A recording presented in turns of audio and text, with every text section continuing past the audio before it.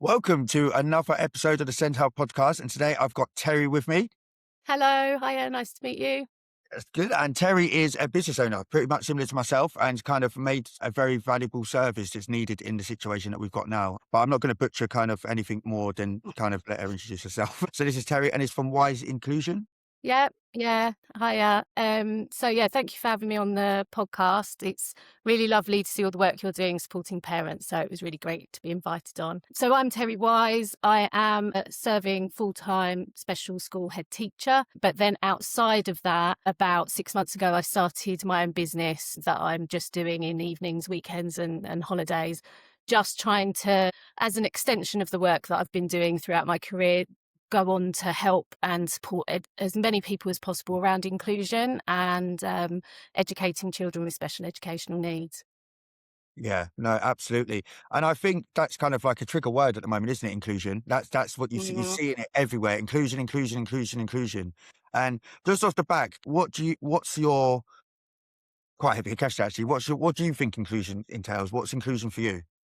So inclusion for me is about making sure that any individual, so I suppose I'm talking wider society as well as education, that feels different or is different, has any sort of need or vulnerability, that the people around them do what they can to support that person as much as they can so that they can access, whether it be the learning within school or just access the community and be as engaged and involved as somebody that doesn't have a need or a difference of any kind. And so obviously the work I've been doing throughout my education is around children with special educational needs specifically. I think that, yeah, it's good. It's good. I think somewhere down the line, some people get confused with inclusion with exclusion in the sense of segregation instead of inclusion, meaning like they've got a separate space to go. It's not the same as being allowed to be in the classroom with everybody else, is it? Like included with everybody else. It's slightly different, isn't it? Yeah, and I think it very much inclusion is about for me, it's child-centered. So it's what does that specific individual child need to Yeah. feel as included as they possibly can, but also to thrive. So inclusion shouldn't be where a child is forced to be. In order for the sake of inclusion, it needs to be a space and an environment where they can thrive and be the best that they can and fulfill their potential.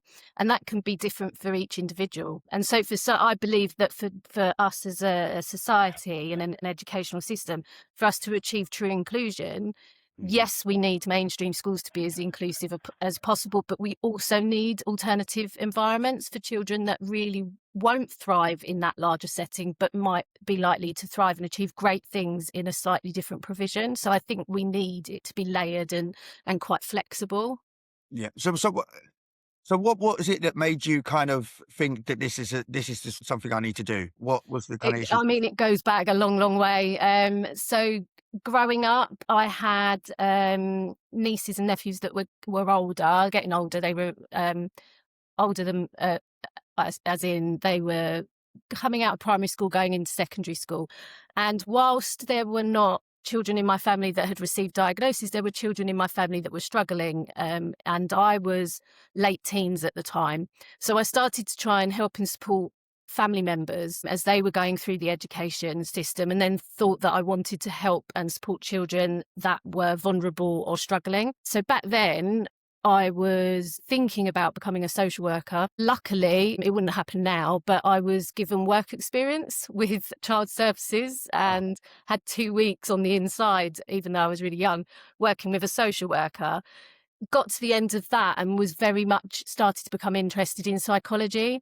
Mhm. So I came at teaching in a really strange route. I went to do a psychology degree, thought that I wanted to be a child psychotherapist then at that point, did a psychotherapy qualification. And whilst I was doing that, I got a job as a TA and mentor in a secondary school. And it was the Senko there that told me that I should be a special needs teacher. And it just changed everything because I realised that I did want to work in a school. I didn't want to be a therapist, just meeting with one child at a time. I wanted to work with lots of children. And then at the time then I thought I can't go back to uni and do a PGCE. I needed to be working. I needed to be earning money. And so I found out about what was called the graduate teacher program at that point. And I just, I believe everything happens for a reason. I was moving back home with my parents then. And I just sent out letters to as many schools as possible in the area. And one school got back to me and offered me the training opportunity. So, yeah, I loved my time in secondary mainstream, went on to become a Senko in another mainstream. But then it was at that point that I was getting really frustrated with things like league tables. And I was seeing back then it was statements, not EHCPs. And I was seeing what I felt was slight misuse of money and it not going on the right children. Or also, I always say it felt like I was talking a different language. I'd sit in meetings with other leaders and it was all about data. And I was wanting to talk about individual children and what they needed. And so at that point, an opening became available in a special school. And I thought I'd give that a try. And that was 16 years ago. And I've worked up in that setting through into leadership and now the head teacher. And yeah, I just love it. I love being able to provide for individual children as opposed to just push for children through a system. Yeah. Which is what mainstream can be like, unfortunately. Yeah, so it's about to say. So the difference is off the back. I think that people the one that people are aware of is that individualism. That I think that's what I see from a lot of parents that are wanting that specialist school, and the main reason being is that individual care and their child to kind of be seen. It's always kind of sad, but I think that kind of then tallies up, doesn't it? There is a bit league table-ish in the sense of saying kids notoriously won't fit into any kind of data that's going to look positive. Is it very, Well, very but if the data changes, so unless yeah, it's the measure that's wrong in my eyes. yeah, All children, regardless of need, all children can make progress. It's just if you're using a tool that does not measure the type of progress the child is making, then that's not, as far as I see it, the child's problem or fault. That's the problem with the system. And I think that's where the white paper is really not going far enough. I love the intention because I do believe in inclusion, and it is at least getting everyone talking. I can't go to a conference or a meeting without the word inclusion being said now. Now, that yeah, has not always been the case. yeah, So I love some of that, the impact of that, but it's just, in order, again, it is only just my view, but in order for mainstream to be inclusive, it needs to be a lot more like special school. And the thing, I call it a luxury. In special school, since I moved there, I don't have to worry about league tables. I don't have to worry about exam results. I have to worry in the sense that, have we got that child to achieve the best they can achieve and fulfill their potential? But that might not be exam results. That might be other things that we're measuring. And that is a luxury that mainstream schools and mainstream leaders don't have. They have that pressure put upon them. And that is what needs to change, I believe. And that needs to come from the government. is that like, as I say, is that the sort of in the room when it comes to teachers that, as well, I've spoken to some, and it's almost like when they try and individualize a child, their job role gets put under scrutiny because they're not It's matching not, the data and stuff like that. And it's the pressure they get put under to, if they put in all this time into that kid that needs the extra attention, they're pulling it away from getting the right results for what it looks good for them to be a good teacher. yeah, I mean, it's definitely a pressure that's placed on not just the teachers, but the schools. The schools need to be seen. Oh yeah, yeah, probably then, yeah. Yeah, shall I just carry on then? Yeah, no, I said it recorded all the way up to there, and it just had the Okay. yeah, it's just recording again now. All right then.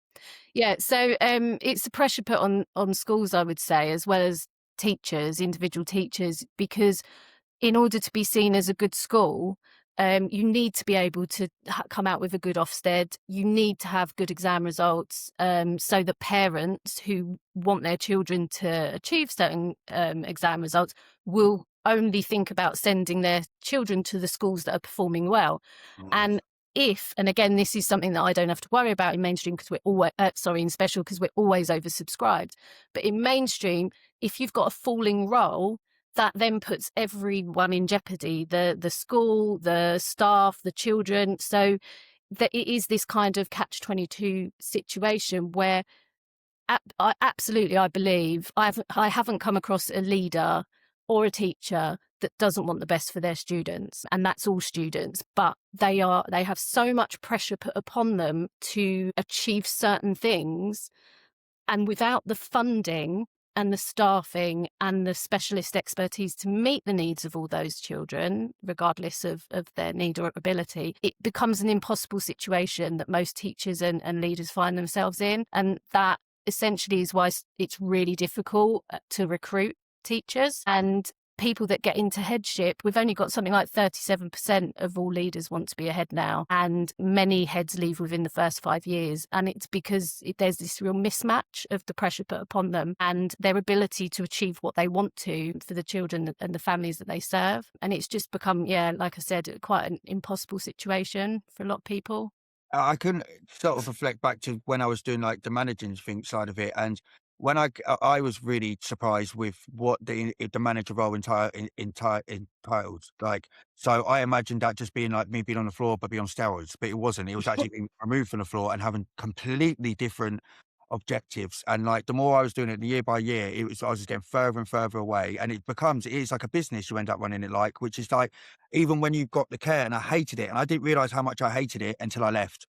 And then I Yeah. realized I wasn't doing a thinking I was enjoying for ages, but it's weird when you're going up in that cycle to kind of turn down the progress, isn't it? But then you're actually coming away from what you initially started with, which I imagine like most head teachers would have been a teacher like you that have progressed through the ranks. And when you get to that position, the way they run now is more like a business and figures, isn't it? Which is a complete different job Yeah. role.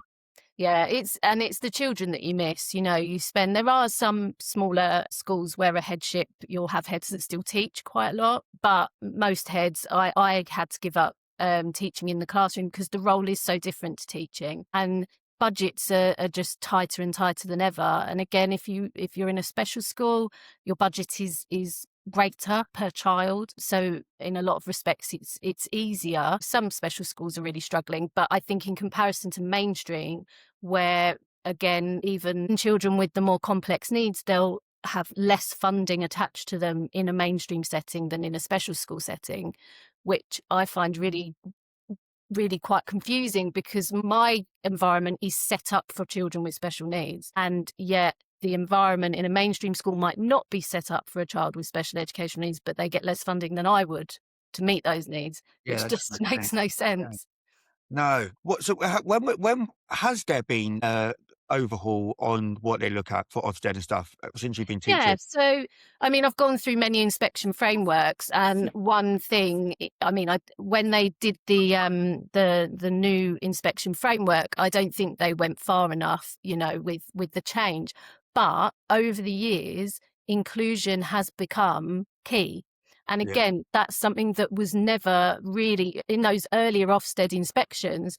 Again, I would feel very much as though the inspectors just did not understand special needs at all, and they didn't want to talk about it. They didn't want to hear about it. It was the least important thing. And then we went through a phase where they started to look at inclusion a bit more, and then it came down to who walked through the door, because inspectors' judgments are quite subjective. And I remember feeling extremely relieved with one of our Ofsted inspections, where I found out that the inspector was a head of a special school.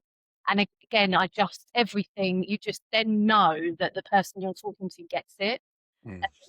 Now I believe there's a lot more training being given to inspectors, because you've got that whole area which it runs through the inspection as a theme. And I haven't had that inspection. I haven't had that experience yet of going through the new framework. But I do hope that that does mean that the inspections are better for those that are being fully inclusive, because then hopefully it comes out as an area of strength in the inspection. But I also, again, I think it's that vehicle for change.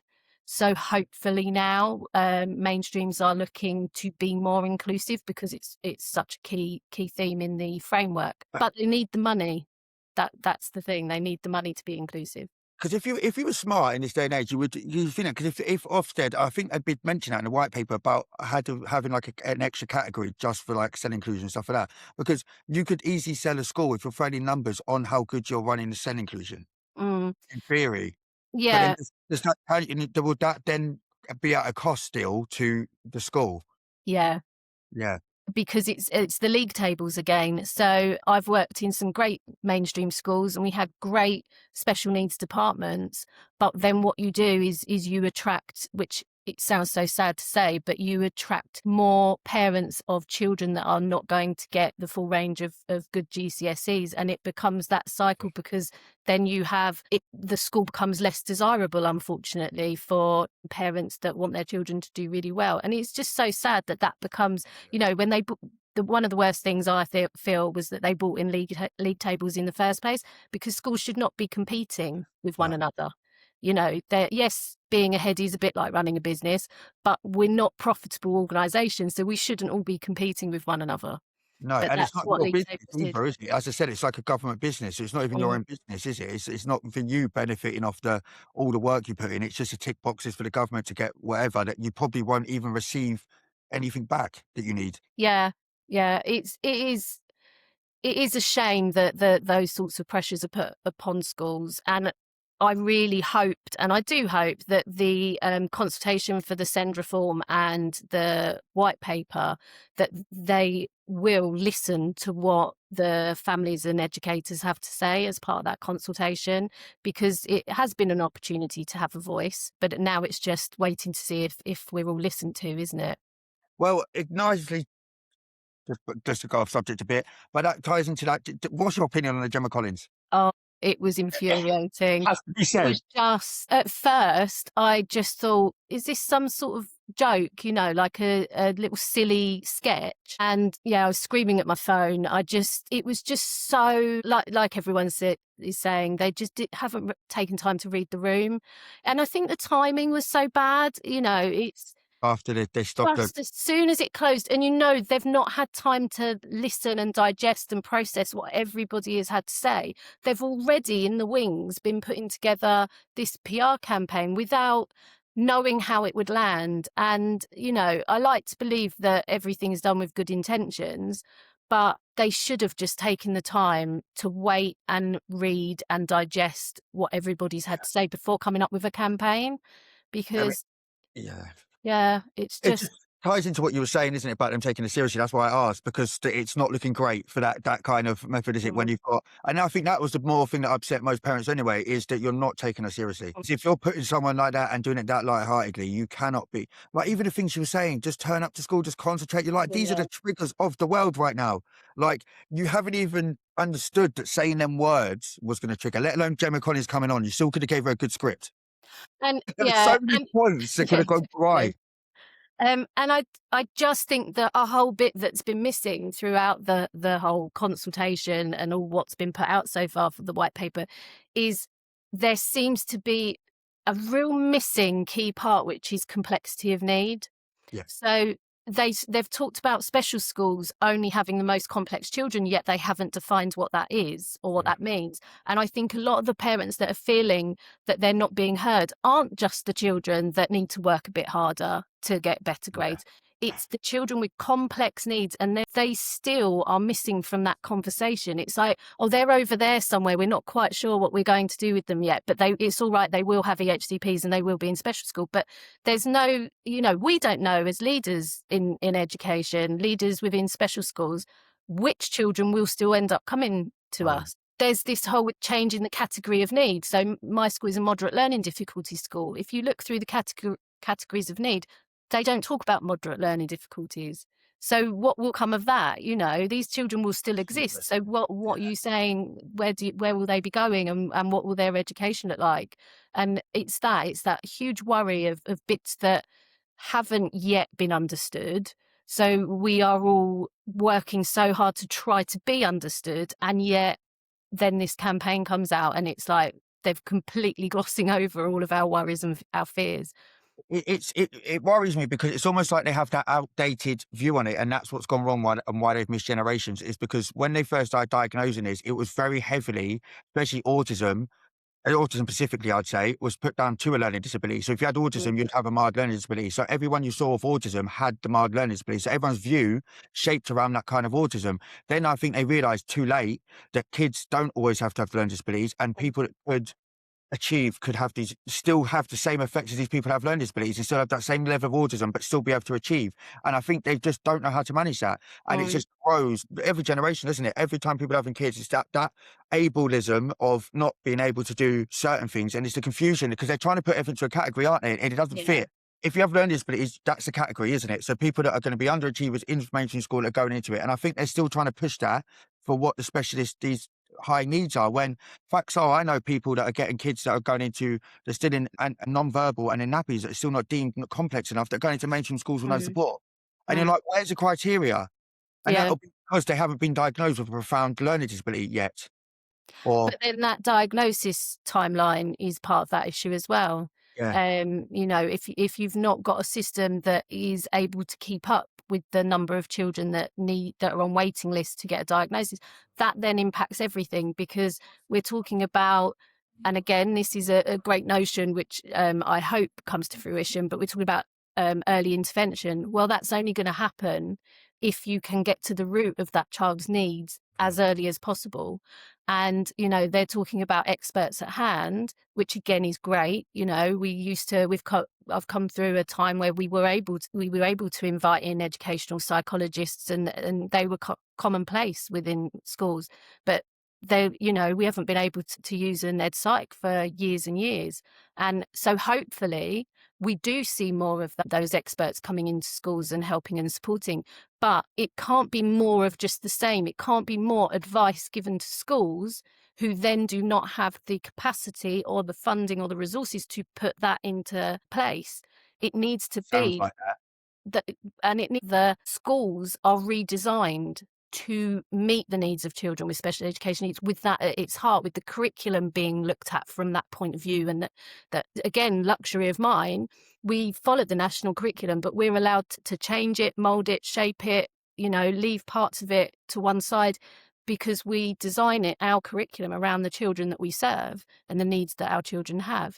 And mainstream schools can't do that. They have to follow the national curriculum. So there'll be teachers up and down the country that are having to deliver a certain curriculum to children that they know it's not appropriate for, because that's the rule. And it's only when, I believe, you actually look at mainstream settings and design them with SEND children at their heart, that then all of those other things will fall into place, and you won't need, they will always need experts. We always need experts, but it will be that a lot of each of those children's needs are met within the classroom anyway, because it's designed for them. And I think the bit that is starting to come through is that by designing education around children with special educational needs, you're not putting anyone at a disadvantage, because everything that you put in place for a child with special educational needs pretty much will benefit all learners. You know, if things are more visual, if instructions are broken down, if people have time to process information, you know, all of those things, if it's fun, if it's engaging, if it's scaffolded, all of those things, if the environment is pared back so it's less busy, all of those things help all children to learn. And I just think that that's where they're missing again, that trick of, if you get the universal offer right, then you won't need to spend all that money on that extra stuff, just trying to tinker with things around the edges. I absolutely agree with that. How much of it is the reason though? So how much would what would need to change in mainstream? So into the level of, if they're doing that big change, would that be like the biggest overhaul of education you've ever seen? Yeah.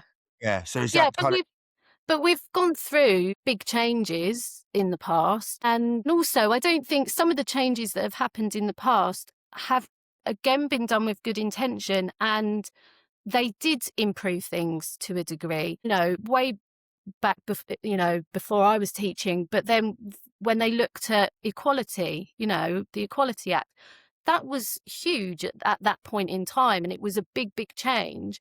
And then what we've worked out is that just by giving everyone the same, that doesn't actually lead to everyone being equal. And so now education is starting to talk about equity. In order for outcomes to be the same or similar, certain children need different things. And so I do think when you look at education throughout time and history, we are shifting along. I think the problem is that we're not keeping up. and we're not moving as quickly as society needs us to move. And we also, it's always done on very little money. It's never enough money. And I think this is the other thing, just sort of going off at a bit of a tangent, but when they talk about the things that need to change in education around being inclusive in mainstream, I think they've totally underestimated how much that's going to cost. And yeah, they're looking at injections of money for certain things, but going back to what we were talking about, the biggest change, to do a huge overhaul of the curriculum, which is what I think is needed, is going to take a lot of time and cost quite a lot of money. And then to have staffing ratios as high as they should be, that's going to cost a lot of money. But there is, again, something that I do feel is really good within the white paper is this overspend in independent provision. Yeah, so they're capping it, isn't it? What they can charge, which is, Yeah, I understand. It's like so when I was like a manager, I kind of come across this in the sense of I was unbelievably shocked how much councils pay for like people just like for a 2-to-1 support is insane amount of money. Like people, I'm not even going to piss people off by how much they'll pay. Like, but it becomes it's easy to see how that if you've got if they're saying how much you want and the need's there, then they're not just writing these checks that are going blah blah blah.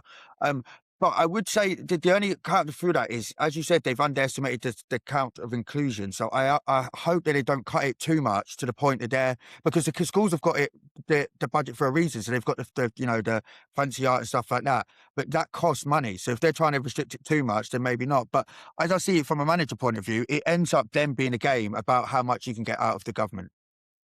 So it very easily leads towards, again, certain parts of my career was leaning towards getting the highest. So it wasn't about needs or what we could staff. It was about getting a 5-to-1 because they were bringing this much money compared to okay. that person. And I think that with academies, I think that's kind of what's happened in the sense of if they know there's a blank check, how do you know these have got your kids at heart and not their paycheck? Especially if they can be business owners that open an academy, let alone not a SEND teacher or whatever. So I can only talk from the point of view, my school's a local education authority school, and there are real clear rules around what you can and can't ask for, and it goes to panel, and more often than not, we get less than what we've asked for a child, and we're constantly asked for even more evidence. All MATs work very differently, and so we've just gone through a period of exploring joining a multi-academy trust, and there was some that I'd rule out straight away, and then there was some that I'd look at more closely. I do think there are some multi-academy trusts out there that are really inclusive and really do want to work with the local education authority to make sure everything is fair and that money is used appropriately for the children that they serve. I've seen what you're talking about more from an independent point of view. So we've had children at our provision. Yeah, we'd have children within our provision that we're struggling to meet the needs for, and we might have had them for 3 or 4 years, and especially if they're quite physically aggressive, we would get them to an age, but then when their strength builds and you can't support them without staff getting regularly hurt, we've then turned to independent provision for that. And then when you find out how much you've been managing on to support that child and then how much they are given to take that child, and in some respects they've moved on to that provision, and then we've heard that they've been excluded from it, and you think, wow, like we were meeting their need only just, and then we got to a stage where we couldn't meet need on that budget. But then you think, well, surely with all that extra money you'd be able to keep that child in education, and then when it goes wrong, so that then makes me question. And I do think that's where we need to think about that overspend in the independent phase of education and bringing that back into schools that are maintained schools or multi-academy trust schools. Is there a league table sort of sense in the independent scene? Because it does seem like that independents are very selective on the behaviours they take. And is there a reason for that other than they just can't? It's obviously harder work, but is it because it makes them look less appealing if they have challenging kids in there? Because that's kind of the elephant where none of the kids get seen, do they really? When they become challenging, it's almost like there is no school out there that's able to facilitate that, and they just get bounced around and end up out of school. Yeah, I mean, I've seen some independents that have taken children that are very difficult to manage because of their behaviours. And there are some out there that do a really great job of that. But I have seen over the years a change in that want to take on children with that level of need. But I think it's more to do with the fact that they can say no now because they're full and they're oversubscribed, same as all schools. So when there were spaces in these provisions, they would take more because it is more about money. So they would need to fill that provision in order to have that money coming through. Now, everywhere is oversubscribed pretty much. Every special school placement, whether it's maintained or independent, we can't provide any more spaces. So you can be a lot more, well, you have no choice but to say no to placing children. And again, that's something where the focus on improving inclusion in mainstream schools is great, but we can't lose sight of the fact that we need more places in special school also. So there needs to be a continuation of the spend in that area. And some boroughs have been doing a lot of work to increase places in special school. But again, it's we're not keeping up with the level of need that's out there. And it's very, and that's a very big thing to talk about to some councils, because that's a very big problem as well, isn't it? That it's not universal. It's down to councils and who's running their council at the time, depending on what seriousness they're going to take towards SEN. And even like if there's a local election coming up, you'll get people again very SEN heavy, and then it disappears again when there's not going to be one for a while. And it's very hard to get that unanimous, this is what it is. Because every borough, and I get this with EHCPs as well, and I've worked out from so many parents which boroughs are going to do certain things in different ways. And it's like, it's crazy to think that they don't have a set time frame for anything like that. And you'd think that if you're increasing secondary school placements, that should be done across the board and not just in certain boroughs that decide they want to do it. Because if they're managing to do it, surely everyone can manage to do it. Yeah, the joined up and consistent approach is something that sounds good and it would benefit everyone, but it's just never going to be the case, I don't think, for those things that you've said. But also, as we've moved over time to more and more schools becoming part of multi-academy trusts, as I said, every multi-academy trust looks different and deals with things in different ways. So again, in the white paper, it talks about trying to move away from the postcode lottery, but depending on how inclusive a trust is will depend on how fast moving they are with putting through the things that are in the white paper when it finally comes out. So I don't think you'll ever move away from a bit of a postcode lottery. And the other thing, there are within the special school sector, there are different types of special school. And when you look at that geographically, it hasn't been thought out that we need this number of different types of special schools in this area and let's make that kind of quite equal across the UK. It's scattered. And so this is where we have that issue around children sitting on minibuses for so long, because they might have a local special school, but it's not the type of special school to best meet their needs. Or it might be that special school is completely oversubscribed. And so they then have to sit on a minibus to travel a distance across county and sometimes into other boroughs, because that is just something that has evolved slowly over time, rather than there being a strategy about where do we need to place certain schools to make sure that everyone in every area, like we talk about your local good school, what about how are we really thinking about where we open special schools to make sure that they're close enough for any parent or any family. And that, again, that takes time and money. That's a very common thing that happens, and I think a lot of parents get surprised about the differences in special schools. So I'll get you to touch on that as well, actually. But what are the main differences of the specialist schools for people that won't be aware? Because you said your one's like predominantly, you said you've got moderate learner disabilities. So that would be the main criteria as alongside the SEND to be diagnosed to go there? Yeah, so primary need, moderate learning difficulties. So all of our children are working 2 to 6 years behind other children in their year group. Then you've got schools that are for children with autism specifically. You've got children that go to schools for social, emotional, mental health needs, and severe learning difficulty as well. But the thing is that whilst it's all this to do with categories again, isn't it? So whilst you can say this child is primarily fits within this category, and therefore that is the most appropriate school. Within our school, we've got children with a full range of other additional needs and diagnosis, including social, emotional, mental health needs. So it's kind of a best fit. And also, when you think about children with autism, like you said, there is a huge range within that regarding ability, need, and level of independence and ability to communicate and all of those things. So you have some schools that are for children with autism where it's very routine, very predictable environments. The visual aids that are used, some use the types of learning that is sitting by yourself and completing the work independently and then putting in a tray to show that you've finished that work.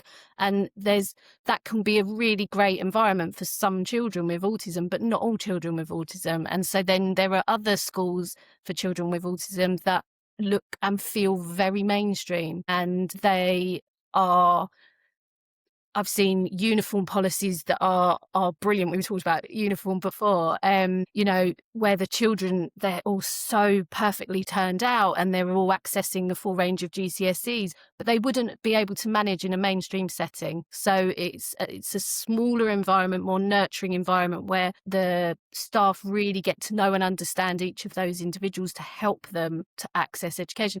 But they're both schools for children with autism, but they look so different. So I think the only thing parents really can do is go around and see and get a feel for the school to know if that it's the right type of school for their child. Yeah.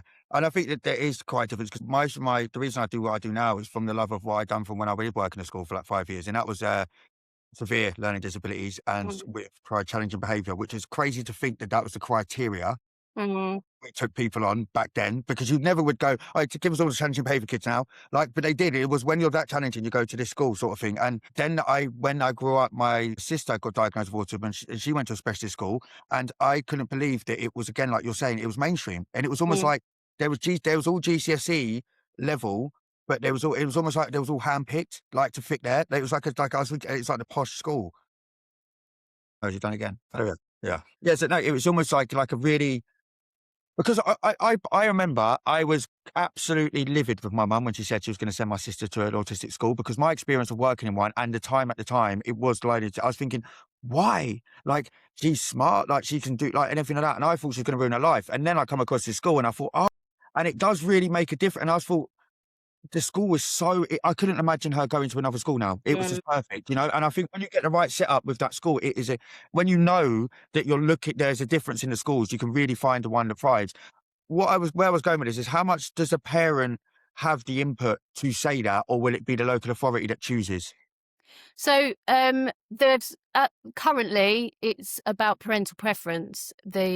I know it's quite a challenge often with caseworkers and keeping the same caseworker, but it's about making sure that person that's handling your case really understands the school that you want your son or daughter to go to, and then it would come down to when the preference is made, the paperwork will go off to those schools, and then it will be whoever's in charge of admissions at that school who would, sorry, my battery's just gone. There we go. Yeah, so it would be down to once the parent has made their preference, then it would go to the person that's in charge of admissions at that particular school. They'd look at all of the paperwork. Ideally, they'd meet the child. That's become harder over the years because of the number of applications that schools get and the time frame with which they have to respond. But ideally, they would get to meet the child.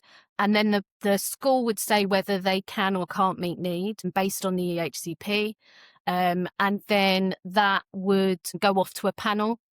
And then the panel would decide whether they agree with what the school has said, whether they agree with what the parent has said, and whether it's the appropriate school. Sometimes a school might say, based on our universal offer, we can't meet need, but if you were to give us more funding for this, that, and the other, then we might be able to meet need. And then a decision is made by panel, and that goes back to the parent with the outcome, obviously. And this is where people are going to crisis over that process, isn't it? Like, yeah. Where it's all held up and everyone's going to tribunal and all of the stuff like that. when it comes to school placements and parenting, I think the problem that I see is the cycle of crisis of the child. So when they're trying to do the EHCPs, and because they've been let down with no diagnosis for 2 years, they've not been medication for another 2 years, that's 4 years that they've not got even a chance to calm down. By that time they're in crisis, they've got all these physical behaviours that wouldn't necessarily be there if if the system worked. But Mm. it's unfair then, because I see a lot of the parents I speak to are in this predicament where the kid is just in crisis and they're seeing that as an everyday thing. So they put that as an EHCP, as the kid is going to express that. When I see it as in the right environment, if the kid did go to a specialist school, that might be what they need. They need all of Mm. that. Because their EHCP and their school records are so full of dysregulated behaviour, it's almost like, no, of course no one's going to take them. And they're left with no one wanting to do that placement. And that system will always fail because someone always say they can't meet needs along there, because they'll look at the EHCP or the child or the school reports and say, no way. And it's Yeah. almost unfair because it's not. I've done a video about this the other day, but ADHD and autism doesn't cause physical behaviour. Being let Mm. down in the system does. Being in crisis does. A kid doesn't get ADHD and that just means they're going to start punching people. It does. That's not the case. Like, Yeah. Yeah. And, we've had, again, it comes back to child-centred. We've had children come through the school with exactly the same diagnosis, with exactly the same outcomes and different presentation, because it's so unique to that individual child and what they've gone through. And, so many different factors from birth onwards and their experience of the education system and all of those things. And so then it's about, has there been trauma, on top of the diagnosis? Has there been trauma? And again, that could be caused through various things that might have happened in their life. But one of the things is their experience of education sometimes. yeah, And that needs to be taken into account as well. There's been a real move of many schools across mainstream and special that have become trauma informed. And I think that was a really good step. And I think that's just absolutely. growing as well, because educationalists do understand that trauma is a key part of so many children's lives, and that one of the things that we need to do in education is meet that child where they are and see what we need to put in place.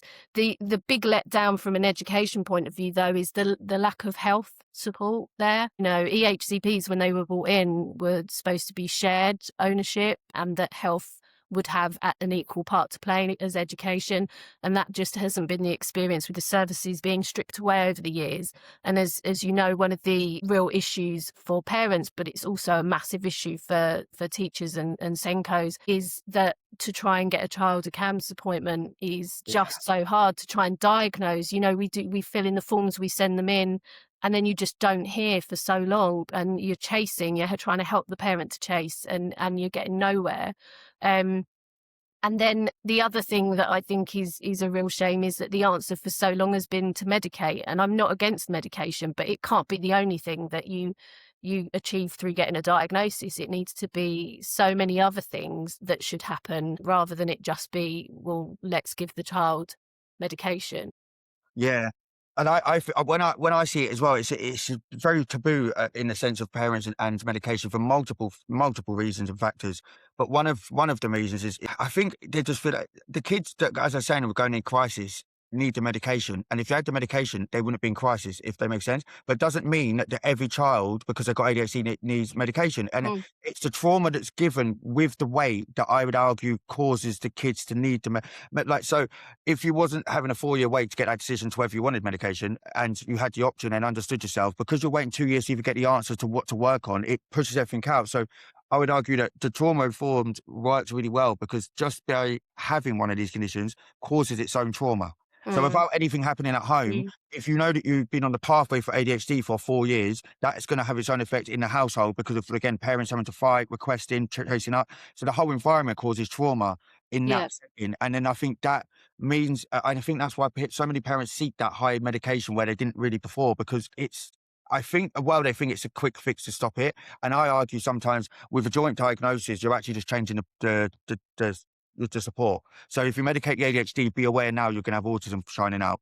And that's, again, then throws them into sort of things. And I think, as you said, medication does help, but medication alone, even if that is the main thing that you need, is not going to do all the work. And I say that with ADHD myself. There is millions of other stuff, like early interventions, physical exercise, understanding. So there's millions of things you can do that would minimize the outcome. And you'd want to think the medication was the last resort, not the first protocol.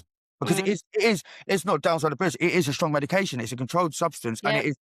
we don't have enough studies on what it does physiologically to a child. We know it does mentally, but I always argue that if you're putting an amphetamine in your body all the time, and your brain might know you've got ADHD, but your body doesn't. So if Mm. your body is racing every day and you're putting that system for your body, where's the studies on what that does to you for 15 years? You And know? there's the impact as well, isn't there? You know, the children that are on medication for ADHD at my school, they struggle to eat throughout the Yeah. day because it suppresses appetite. Then they can't sleep through the night. So it isn't like a magic wand, is it? I know it can be beneficial. I understand reasons why young people and parents choose to go down that route. But yeah, it's not, there are so many other things that we also need to look at. We can't just treat an issue with meds. It needs to be And a I and bigger. I would argue, and I mean, the people might be sensitive to this, but I'd say a lot of what I find as well, parenting. I think when you put medication in front of it, that's what's gonna change the behavior instead of it being a combined effort. Mm, So it's all reliant on the medication. If the medication doesn't change all the behaviors instantly, either the medication's not working or, or something else is the issue. They've got something else wrong with them. When I think from my experience, especially having kids myself and the way I've got up, parenting has a massive effect. mm, And especially gentle parent in the sense of not the punitive practice that you're there following from what they get in school, which is very easy said than done because you have to keep patience. But then the lack of, again, it goes down to the process of trauma because then the parents find out that maybe they've got ADHD and then they've got autism. So then they reset everything they mhm, did know because now they're going through it and it means something different. So then it's mm. almost like they're scrambling. And it's just that misgeneration, isn't it? Like of the last, I don't know how many years, like I'd say the last like 5 to 10, 15 years, I'd say. It's just people. I think I don't know, maybe you think in schools, when I was at ADHD, it was a massive push for, I'd say, ADHD. So ADHD was like coming on the scene, oh, they got diagnosed with ADHD. And then it stopped. It stopped for Mm, years. It was almost like I didn't meet anyone else that had ADHD for like 5 to 10 years. And then all of a sudden now, for the last 5, 10 years, it's exploded again. yeah. So in the middle of that, I think that's where the parents of the kids that we're seeing now have got missed. Mm, So you're seeing the people that it will. I don't know whether EUPD, BPD, bipolar, whether that was being pushed a lot. I know with women, it was a lot of everything else other than ADHD. Wouldn't even be entertained. So I mm. think it's horrible. And again, that's where the misunderstanding about the medication and what ADHD is because the parents don't understand it because it's not been taught to them and it doesn't get taught, does it really? No, and I think you've got the fact that trying to get information was quite a challenge prior Mm. to the explosion on the internet and social media. And so it was the educationalists and the GPs that were almost gatekeepers to that information. And now you just have to scroll on your phone and something will pop up about autism or ADHD, and you go down these like holes of Mhm. finding out more and more. But how accurate some of that is can be argued, but even I've never ever considered myself as neurodivergent, but my son, as he was going through primary school, we realised that he was showing some dyslexic tendencies. And then during COVID, it became very obvious when I was having to do a little bit of homeschooling. I was like, right, yeah, I think we need to actually pursue this a bit more. He also, I imagine, well, definitely when we were growing up, we wouldn't have been like talking about, oh, maybe I have ADHD in the playground, would we? But that happens No. now because it's all over their social media. And he'll come back to me and say, I know I've got dyslexia. I also think I've got ADHD. And we'll have that conversation. Then I start to think about the traits that he's talking about in him that I'm thinking, oh yeah, maybe that's ADHD. It could be. And then I'm thinking, well, that's what I do. That's my Yeah. personality trait. That's that. But so you start to self-diagnose, you start to diagnose other people, and it's talked about all the time now. And it makes you think there are so many people in the past that would never ever have considered themselves as being on a spectrum or being diagnosed with anything, that because it's commonplace within conversations now, people are pursuing those diagnoses a bit more because it helps people to make sense of themselves, doesn't it? Yeah. Whether it's about seeking support or whether it's about taking medication or whatever that next step may be, initially it's about trying to understand Yeah. why we do the things we do or why we find certain things difficult. I find for someone that's had it for like I got diagnosed at 11 and I find it's really, really good and it was really good. And I've been doing the social media thing for about 2 years now and I was really impressed. But I think now it's not moved on from the awareness into the sense of people understand that they might have ADHD, but don't understand what that means to them. And I Yeah. think what happens is people then take everything they hear about ADHD as a reflection of what we must be, and then you see it in their kids. My kid can't do this because he's got autism, and his autism will do this before the Mm, kids had the experience, because they've heard, oh, it's got sensory issues and da-da. And that mm, ties us into like the thing that you're doing at the moment, because I think one of the worst things at the moment is going to get being spread and not followed up with how to help or mm. what it really means and how to this means in a household. EBSA. Yeah, Because yeah. one, it's getting attacked by the public as just kids being lazy. Like they've got a group chat at 5 that just, they all say, do you know what? If we just say we've got EBSA, we don't have to go to school. And they're all just connecting the dots like throughout. They don't even know each other. Like, do you know what I mean?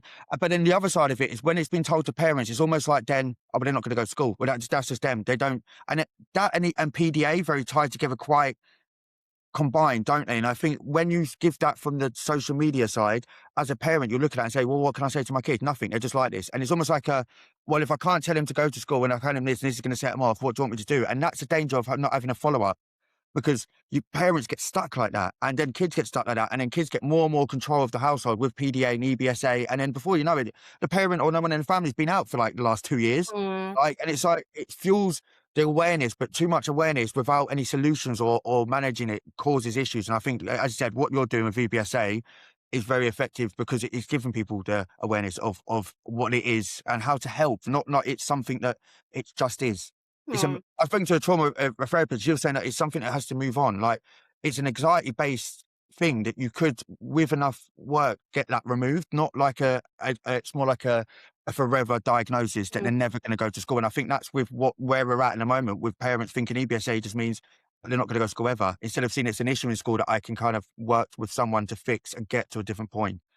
Yeah, and I think that's the key, as you said, it's the working with someone to fix. And unfortunately, because of the way that anxiety has just suddenly increased and spiked, which I think a lot of it is around COVID and young children's and families' experience of anxiety throughout the COVID period, and then the real level of distress that some children and their parents experience in accessing the world again, and the pressure that comes with accessing the world, that then, because again, following COVID, huge pressure has been put on schools to improve attendance, because attendance has dipped significantly to the levels of attendance You prior think to they make an COVID. exception for a pandemic, wouldn't you, about the levels of Yeah. attendance? I think it was just that now we're back at school, everyone must attend to the same level as they attended before, Yeah. and there were no exceptions. And then that has been met with real struggles for children and families. And out the other end of COVID, that's where we find ourselves where schools and families are not working efficiently together on this Not subject. at all. You know, you do get pockets of really good practice, but because local education authorities and the government, again, it comes from that data driven, you are under scrutiny as a school if your attendance is not at a certain level. And so the pressures being put on schools, then unfortunately that is fed through to parents in meetings, you know, that real, we need to make sure that the child attends a certain level. We need you to make your child come to school. And I completely appreciate that there are some parents that out there that are, as you said, they're kind of just going, well, my child can't come to school and that's that.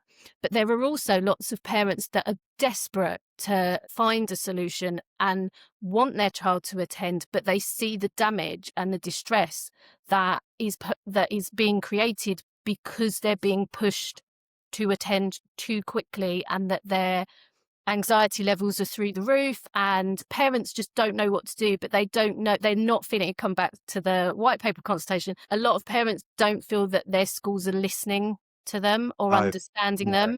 And it really, And then you've also got a significant proportion of those children that are struggling to attend school, so have a diagnosis of autism or autistic traits.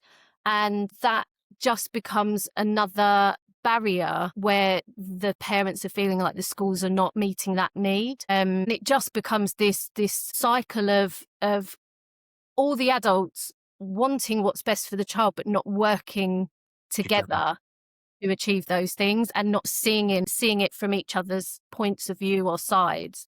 yeah.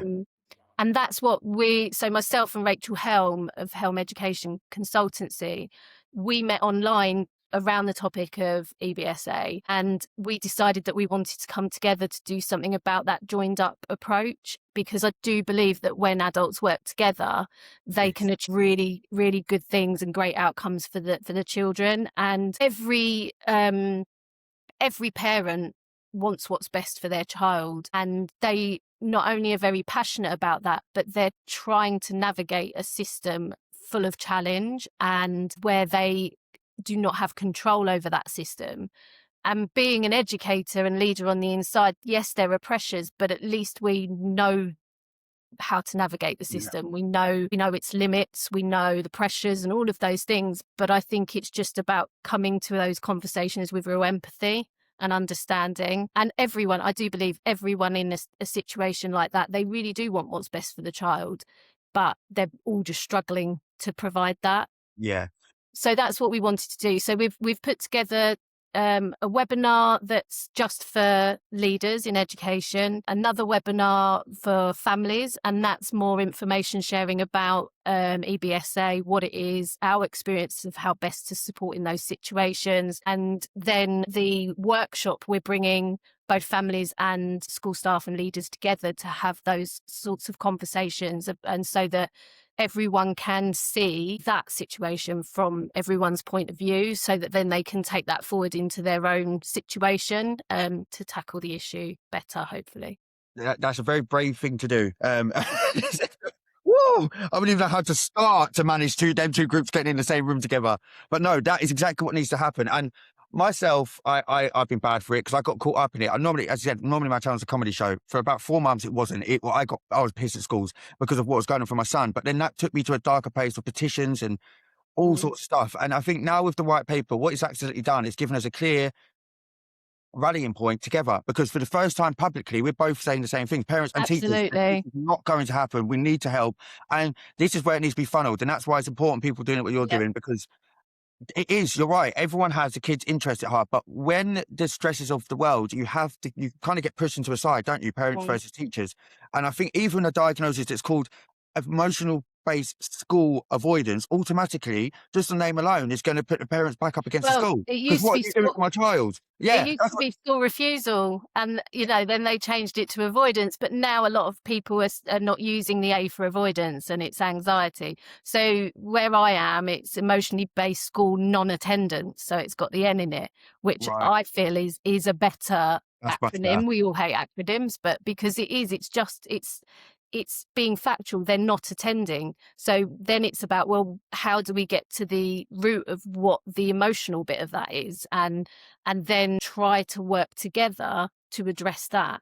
And where does the anxiety come from? Because again, you've got, going back to trauma-informed approach, some of it for certain individuals will be attachment, and it will be not wanting to leave the family home and the fear that creates.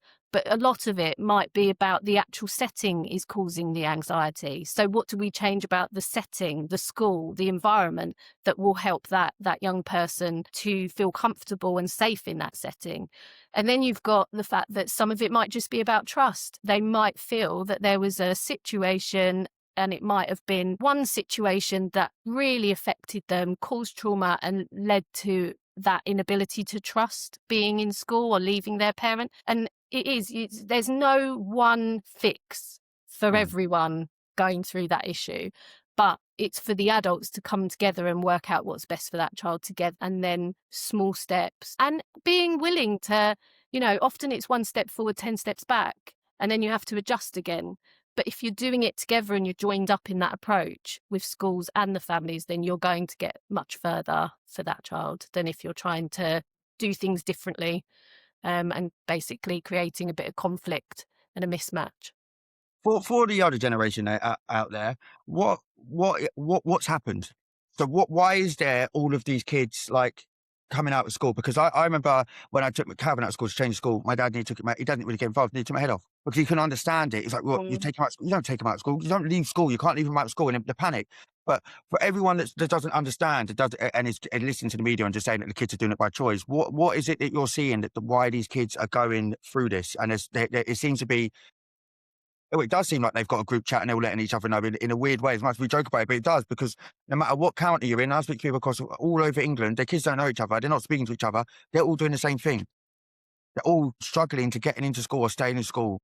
Yeah, I think there's some really major things that are bigger than education across society.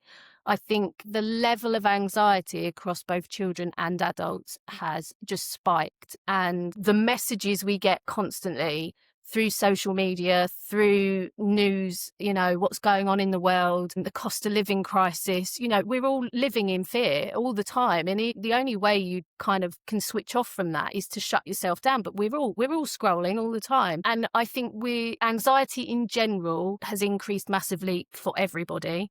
And then when we went into the pandemic, we were all, we didn't know what was going to come of that. We were all in fear then. And so there was the issue there. We all, as communities, that sense of community broke down to some extent because you couldn't see your loved ones, you couldn't see your neighbours, you couldn't see your friends. And so building back that sense of belonging, that sense of community, I've seen it in schools, where we were all in bubbles throughout the pandemic and we weren't allowed to mix. And it's never been the same since. Since then, we've got back to a sense of community as a school, but we've employed multiple people in that time. So I still get some members of staff that don't know another member of staff, even though they've worked in the same school for the last 2 years. And that was never the case prior to the pandemic. So I think you've got all of those things. And then you've got the fact that the education system is not fit for purpose anymore. We are not, regardless of children with special educational needs, for all children, we've got the issue that they're going to be going into jobs that don't exist yet. We're not preparing them for that. We're still preparing them for the type of learning that came about as the result of the Industrial Revolution. Those jobs that we're getting them ready for and the way that they learn is so outdated. When I went to look around secondary schools for my son, who's now doing his A-levels, I just came away thinking it's the exact same it was when I went to secondary school. Society has moved on, but schools haven't. And then you've got the fact that we've got really poor job prospects and future prospects, things like getting on the property ladder. For our kids growing up now, they're not going to have the same opportunities that we had. And all of that, I think, is just this big, perfect storm of what is my child actually getting from education for some people. I'm sending my child to school every day. They're hating it. They're coming home worse for it because a lot of children will mask at school and then come and fall apart. And you think, why am I doing this? And COVID did give some parents that opportunity to see that there is a different way because they weren't going to school. And I just think, you've got a lot of parents that still really, really want their child to succeed in education and will get them there regardless, because that's what they believe is the right thing to do. And then you've got some parents that just think, actually, this isn't for me now, and this isn't for my child, and we're going to find a different way. And then and you've got some parents that go above and beyond to provide an alternative education for their child. And then you've got some families that don't have that belief that education is so important. So it's just, I just do think it's different for different people. It's giving them options, isn't it? It's everyone's got their options about now of how to do it. And I think the key bit is what you were touching on about times are changing, because I think even with even when I was going to school, you'd still justify it with that's what you need to do to get a job. So that was just always the thing. But when you take that away now and you really look at it, and I think parents are saying, no, it's not. Well, and I think about my son who's looking at university now, and you do worry about the amount of debt that he will come away with, and there's no certainty that he'll walk into a job. And I wouldn't ever want to stop him if he wants to go to uni. I think it's a great shout. Go do it, enjoy it, but you haven't got the belief that you're bettering your life chances as a result of doing that anymore, which is just so sad. I think as well, what they had control over, which they don't now, is again the shorts and stuff. Where school was they taught you what they taught you. If you didn't get taught there, you're very rarely going to pick up the skills unless you like car mechanics, so you got to college or something like that. Where nowadays, if you like cars, you could Google that or TikTok that from the age of 5 and start learning about all the different cars. So your interest drifts, and then everything they're putting in front of you is like, but I don't want to be here. I want to do this. I already know I want to do this. So you understand at a younger age what you want to do, and that's 9 times out of 10 not going to be something the school are going to put you through. if I was in school now in an era of ChatGPT, I couldn't imagine. Because what would you do as a kid going through school? You'd use it to like question the teacher about everything they say, for one, wouldn't you? Or every bit of homework. And so you're thinking now there's something that I can ask and will give me better answers than a teacher. So why am I even in school? So I would get stuck on that. This is, again, we're coming full circle, because this is why I think the curriculum needs to change, because the curriculum for too long has been knowledge-based. It's about learning facts, and kids don't need that now, because they can just chat GPT it, they can Google it, they can, they can get it like that. And so they don't have to retain and remember facts and figures. So that's where and some of the curriculum is about this, but I think we need to go further. It needs to be skills-based. It needs to be learning to do, and things like critical thinking for some young people. But for other young people, it's just learning skills that will help them to progress in life. So knowledge-based is, sitting in classroom and just remembering things and then churning them out for an exam. I feel like that now is about getting qualifications to get onto the next stage of education rather than learning for life. So I do think there's even writing, right? Like I even had my son says this all the time. Why do we because writing's like his weakest subject, and they care about that so much at school about his writing. Of course they would. I don't so much, because again, the amount of pressure they're putting on his handwriting at the moment, I'm like, yes, but I know he can speak on the way he's going to communicate is not going to be writing letters, is it? He's going to do it. Nowadays, you've got stuff that automatically, so he's got dyslexia, and I would argue now that even you've got stuff that spells for you, that does this, that you don't have to feel embarrassed for, that you could use. So by making them write, and then showing off that they can't physically put a sentence together and they're writing differently, it's more embarrassing than the kid than letting them use that digital platform that they're going to use anyway. So it's really restrictive in that sense of how they don't budge, do they? Because then writing's a forefront. You get judged by writing. They're even doing them writing tests in year 6 now that are going to be factoring. You're like, well, where are you writing afterwards?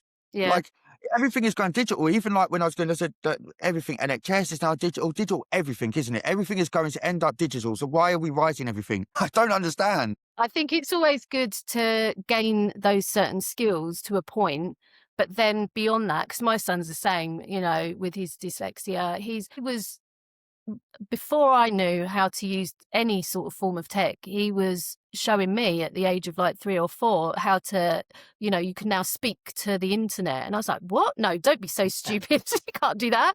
And then now obviously we're all doing it. But back then he was showing me, and I knew then, I thought, you're going to be able to find your way around, even though you're struggling with your spelling and you're struggling with your reading and you're struggling with your handwriting, you will find other ways. And that's what we also need to teach. We need to teach young people with different special education needs how to use technology to access the world around them. Because again, with technological advancement, you've got so many things at your fingertips that can help you to, as you said, just because you can't do one thing very well, it doesn't mean you can't find another way. And we need to be helping our young people to find out what strategies they can use in their life to access the world around them. And we don't always know ourselves as educators what the best tools are for that. No. And so we need more training in schools around that for all staff as well. Yeah, it's like a mix. I think the perfect mix of school would be like a bit of college and a bit of school. So again, you said you do fundamental, instead of doing the whole time, fundamental maths, fundamental English. And then like develop into like little bits of life skills, even stuff like changing light bulbs and stuff like that. Like, like just if you get that in primary age, the taxes, that never gets taught. Like times have really changed. And again, kids get access to all of these things now at their fingertips. If they want to know about taxes, they'll learn elsewhere. So it's almost like you're taking away from where they're going and not entertaining there enough. So it's always going to be going on. Why would you? Like even TV programs, even if it was interested in something back in the day, you'd have to wait once or wherever it was for that one program that was half an hour that you'd only get. And if you missed it, that was it. Yeah. So you couldn't. Now kids can do whatever they want and thrive, and we're restricting them so much from being able to go to that level. And I worry about the generation, because if you're doing that, they're the kids that are going to be writing the next code and generational apps. And if there's no one, and we're relying on the generation that's older, there's going to be a massive gap of kids, isn't there? There's going to be a problem that these kids are going to be able to do it at 10, where these adults at 40 have no clue. I think that's what's happening. But do you think that actually, from a school point of view, that's the fear? That it's too free in the sense of you couldn't put that to a league table or manage that in data if you give them too much access to whatever they wanted?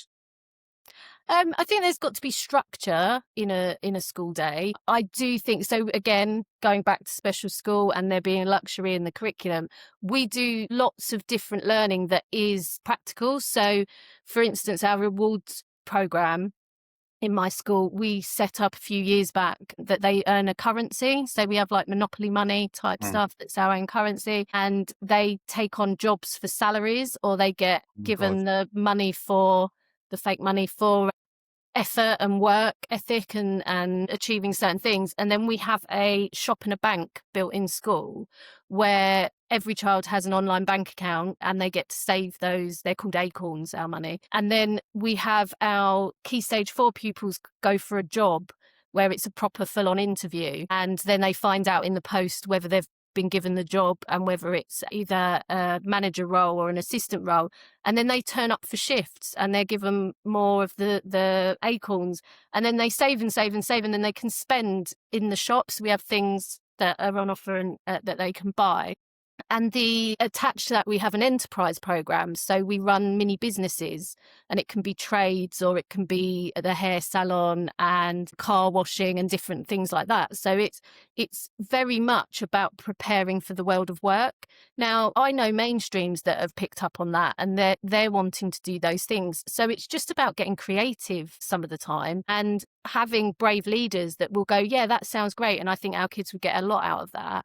And I do think there are lots of leaders out there that are trying to bring in really good quality learning experiences for all their children that are preparing them for adults. I just think they're always up against this drive for exam results as well.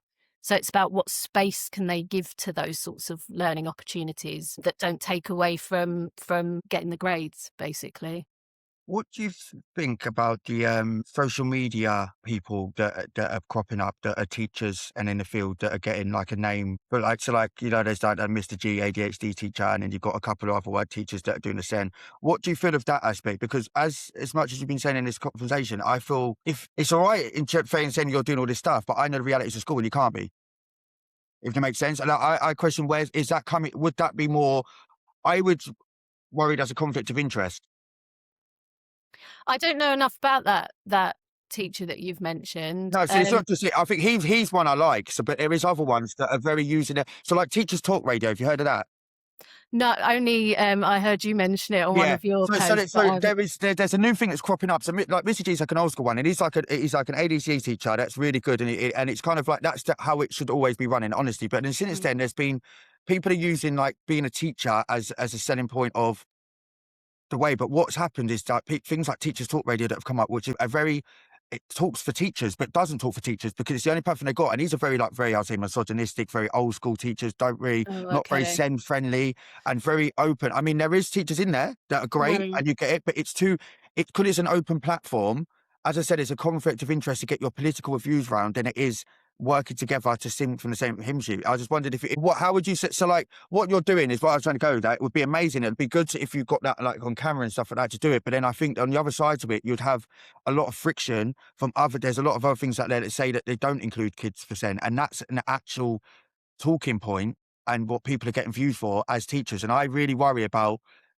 that approach because that seems to be getting more and more recognition than SEND parenting, than the people like Mr. G that have been around it for ages that are getting. But I think ultimately, what do you think of that approach as a school? Do you think that's too... Do you reckon they should be able to do it? You're always treading a bit of a fine line. Like we're not supposed to share political views online and things like that. As teachers working within education, we need to remain neutral with regard to those sorts of things and not talk about kind of push children to believe your own views on certain things. I think that social media, everyone's finding their way, I suppose. They're using it for a voice. And to be fair, that's what I'm doing with the work that I've started to do through Wyse Inclusion is to try and... I was very tired of just shouting at the telly about certain things. And it was like, right, how do I share my knowledge about special educational needs with others who are like-minded? I think it's about finding your people, isn't it? Finding people that agree or believe there's always a bit of healthy debate, and we only, you don't want to push your views on other people, but you just want to help for the greater good. I'm sure there are certain groups or certain platforms that, if I were to go on there, no doubt I'd be screaming at the video that's online, possibly. I don't know. We've all got our different views. I think we have to be careful working in schools. I had to go to my chair of governors and say, look, I'm looking to start up Wyse Inclusion. This is how I think it might benefit the work I do in school, as in they are complementary. I'm not doing something very drastically different to the day job, but they are very separate as well. And I have to show that they are separate and they don't drift into the same thing or the same area. I think social media can be used for great things, but it can also be used for really damaging and not very pleasant things. I just try to keep out of the unpleasant stuff, really.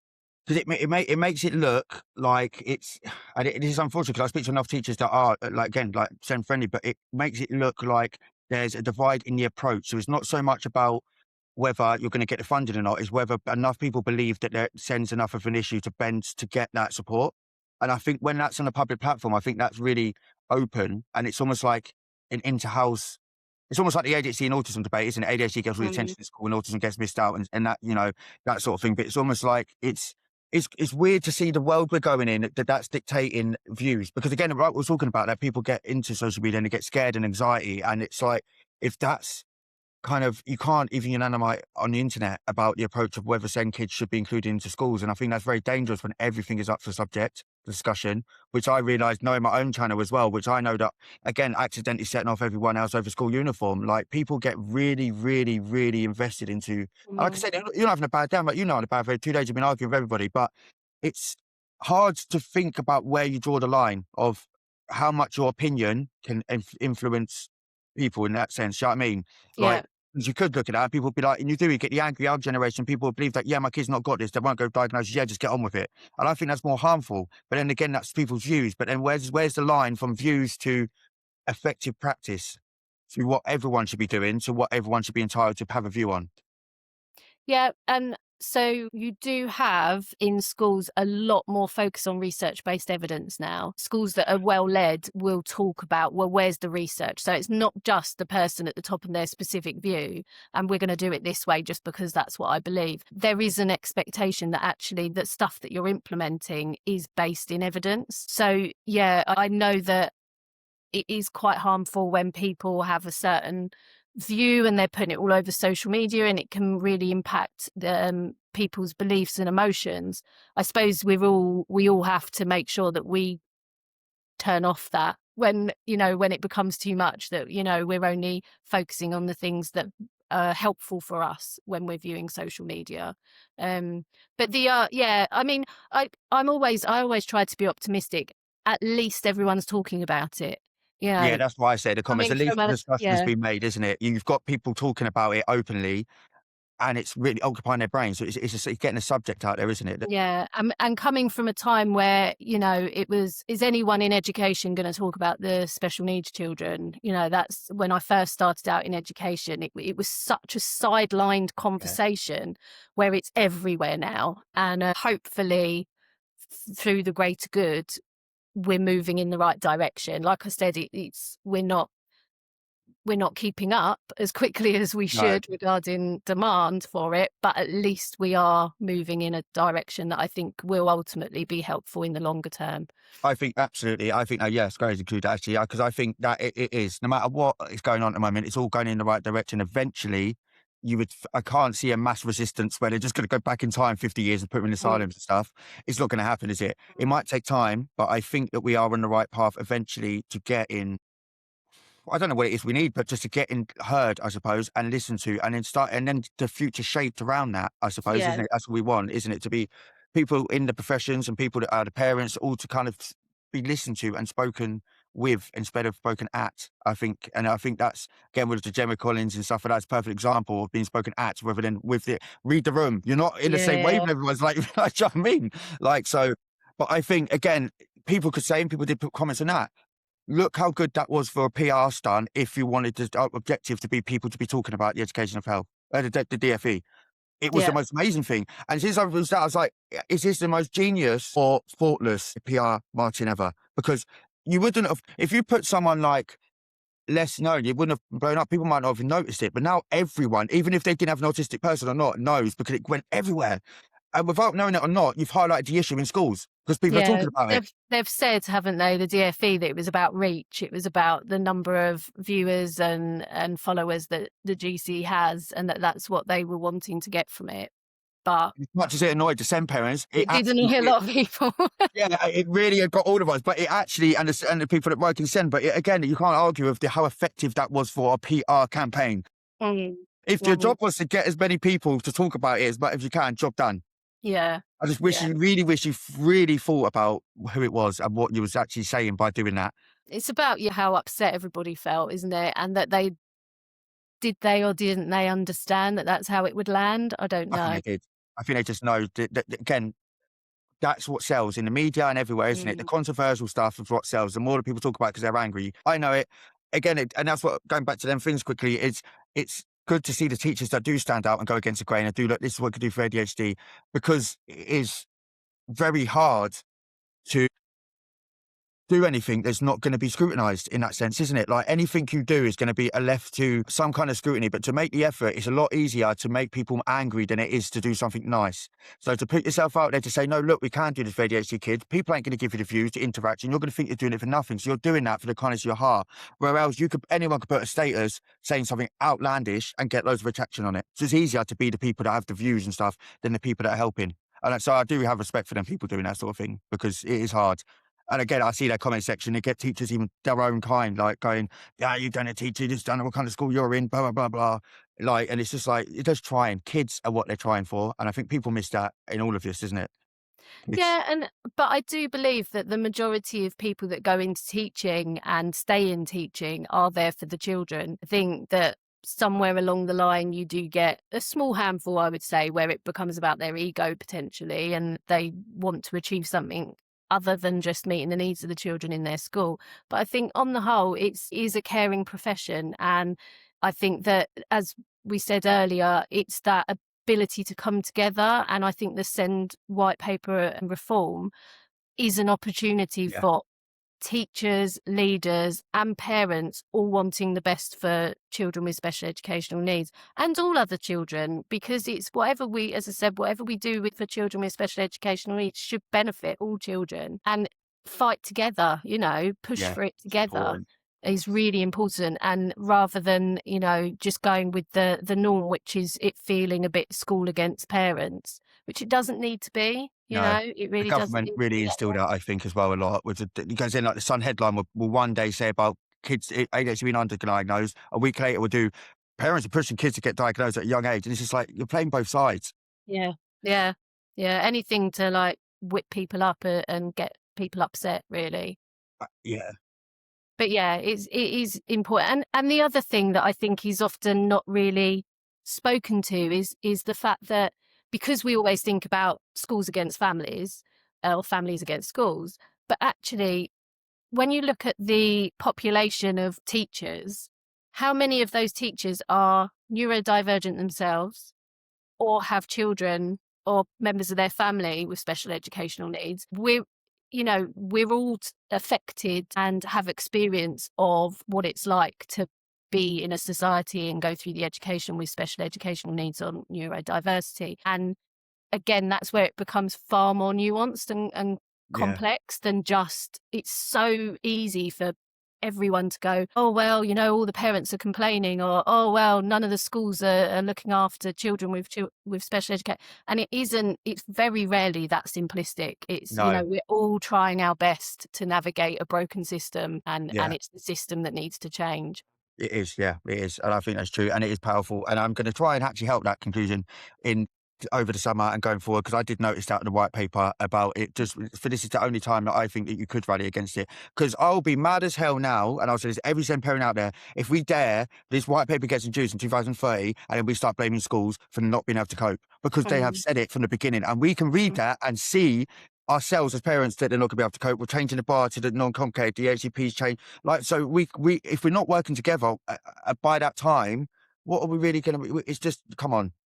Like, Yeah. you're not ever going to do it, are you? It's the first one time that we're both saying openly that it's not the right decision. You need to really think about what they're doing and really be careful that they're not just going to dump all these kids into mainstream and say, well, the mainstream are meant to deal with it. Mainstream, we gave all this money to mainstream, which means nothing to anyone. Like, so yeah, I think, yeah, that's the message we've got to be. It's unite, I suppose, Yeah, going forward, isn't it? definitely. Definitely. And I think that's why it's amazing even to see, as if what being a head teacher wasn't already hard enough for them, you go out of your way. And the first thing I clocked at the beginning was when you're like, yeah, so I only do it on weekends, holidays and stuff like that. I was thinking, so what?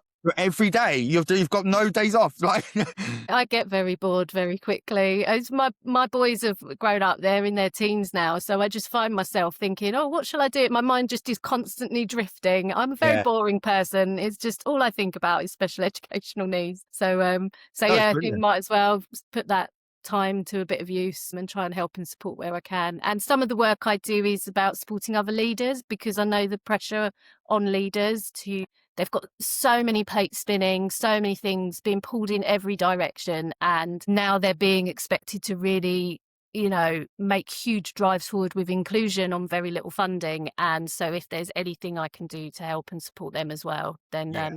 yeah. That'd be amazing. As I said, we speak about workshops and stuff that you're coming on to do as well. And I think Yeah.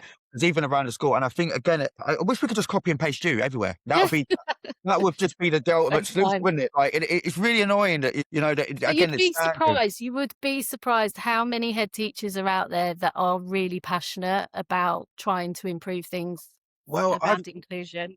I would say so as well, actually, because the head teachers at my kid's new school, and that method is unbelievable. I would have no Mm. hope in schools. He's gone there like halfway through year 6 and he's absolutely thrived. I can't believe it. And the teachers that I've spoken to, especially people like you and the people that come on the podcast, are way forward, and they are the hope for the children. As Mm. much as parents want to give criticisms to the teachers, there's no one else that's going to do it other than teachers. Like, you're forgetting, if you're pushing a Mm. field away for people not wanting to take that job, there's no one that's going to fit it. There's no job role other than teachers that are going to guide your kids through the most important years of their life. Yeah. Yeah. And there's so many teachers as well that are just finding it so tough. They want to, they just don't know how to, or they haven't got the resources to. And yeah, but I think we've got to be hopeful, and we've got to, as you said, work together and keep pushing things forward. No, that's it. Yeah. And hopefully we could do like some work together as it like going forwards, just as many collabs as possible. Because I do agree, as I said, working together is the way forward. And Sen, it's the weirdest. I always say it's the weirdest business model ever, because everything you would know about business, when it's Sen, take out the window, because you're not Mm. fighting for your own competition, you're not fighting for your own safe. You haven't got competitors as such. You've just got people that can use assets. So I like to say, as much as everyone's got a skill set, no one has a skill set for everything. So you're always Mm. going to be in a need to pull someone else in. Even schools do it. Even the system. There's always Yeah. many departments there is. No one knows everything. So working together is the key for Sen, and even with businesses and everything like that. So the more that you can work together, do this, share each other experiences and stuff, the better. So yeah, and thank you very much for your time coming on That's today all as well. right. You're very welcome. Thank you for having me. Yeah, it's been exciting. And is there any last things that you'd like to say to anyone really about Sen, or any last statements that positive? Just as I said, just be really child-centered. Every child is an individual. Every child deserves the best that we can provide. Try where you can, if you're a leader, to be brave and make the system bend and flex as far as you can to meet that child's needs. And then you've done a good job. And just lead with empathy. Listen to the families and hear from them and try to support them as much as possible, because yeah, as I said, working together, that's when we can achieve great things. There is, yeah. No, I agree with that 100%. Brilliant. And thank you very much for your time today. Thanks a lot.